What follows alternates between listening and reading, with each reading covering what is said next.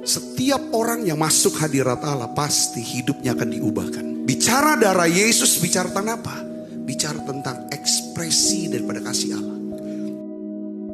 Bahwa Yesus telah mati karena dosa-dosa kita sesuai dengan kitab suci, dan ia telah dikuburkan. Ia telah bangkit pada hari yang ketiga sesuai dengan kitab suci. Ekspresi terbesar dari kasih Allah kepada kita adalah apa? Darah Yesus. Darah Yesus. Paulus dia tulis 3 hal: iman, pengharapan, kasih. Yang terbesar dari 3 kekuatan ini adalah apa? Kasih. Setiap kali kita berkata, basuh aku dengan kuasa darah-Mu Tuhan, basuh aku dengan kuasa darah-Mu Tuhan, pada saat itu saudara sedang menerima yang namanya apa? Pencurahan urapan kasih Allah. Kuasa darah memberikan segala kebutuhan kita untuk menjalani kehidupan berkemenangan. 4 hal. Pertama tentang penebusan.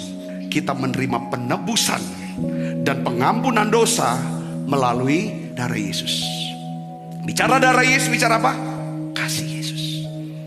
Roma 6 ayat 23 katakan, sebab upah dosa ialah maut, tetapi kasih karunia Allah ialah hidup yang kekal dalam Yesus Kristus Tuhan kita. Tuhan berkata begini, jika kamu mau diampuni dosamu, jika kamu mau diselamatkan dari penghukuman kekal, api neraka, maka darah harus dicurahkan. Tidak bisa dengan perbuatan baik. Darah adalah harga yang harus dibayar untuk penebusan dan pengampunan dosa. Dan harga penebusan dosa dari manusia adalah apa? Darah Kristus. Yang kedua, saudara, darah Yesus. Saudara dan saya bisa menerima persekutuan. Kita bisa memiliki persekutuan dengan Allah. Saudara dan saya bisa masuk hadirat Allah. Oleh karena apa? Darah Yesus. Ibrani 10 ayat 19 katakan, jadi saudara-saudara, oleh darah Yesus kita sekarang penuh keberanian dapat masuk ke dalam tempat kudus. Dosa memisahkan Adam dari persekutuan yang berharga ini, saudaraku. Dan persekutuan itu hanya bisa dipulihkan kembali melalui apa? Darah Yesus.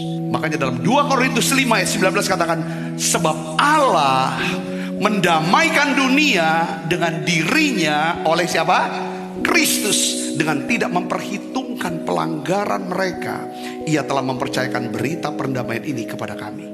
Ketika saudara bertobat, percaya Yesus, menerima Yesus sebagai Tuhan dan Juru sama cara pribadi, kita memiliki persekutuan, persahabatan dengan Tuhan.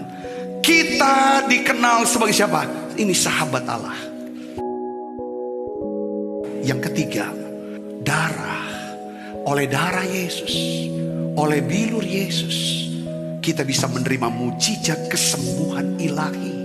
Tuhan Yesus, saudaraku, dicambuk oleh para tentara Romawi dengan menggunakan cambuk bercabang. Setiap cambuk kan ujungnya itu memiliki bola-bola besi yang berduri tajam.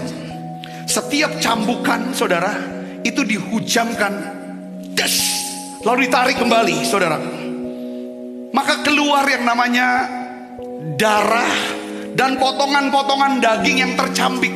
Betapa hebatnya penderitaan Yesus.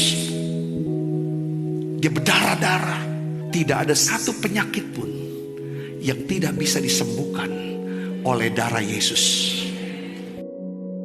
Yang keempat, kita menerima perlindungan Tuhan melalui apa? Darah Yesus. Jadi darah Yesus memiliki kuasa tidak terbatas dan tidak pernah berakhir untuk melindungi saudara.